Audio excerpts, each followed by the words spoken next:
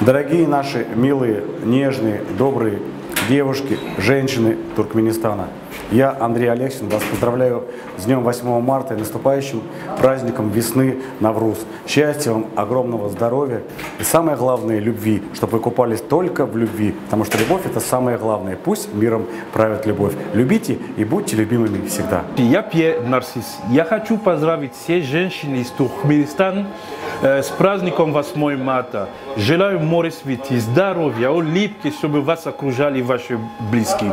До встречи. Дорогие женщины Туркменистана, я хочу поздравить вас с вашим праздником, с наступающим, и пожелать вам вселенской любви, счастья, удачи, чтобы все ваши дети всегда были послушными, чтобы вас любили мужья, чтобы у вас всегда был достаток, и все, что вы себе не пожелаете, чтобы все чудеса всегда с вами случались. И специально для вас я вам покажу фокус с железной монетой. Я возьму монету, откушу ее и плюну, и она обратно на месте. Спасибо. С вами был Сергей Листопад.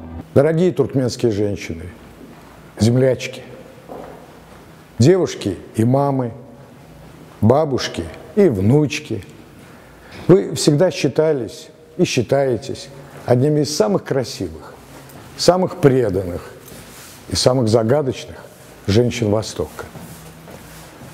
Я от души, от всего сердца поздравляю вас с вашим праздником 8 марта.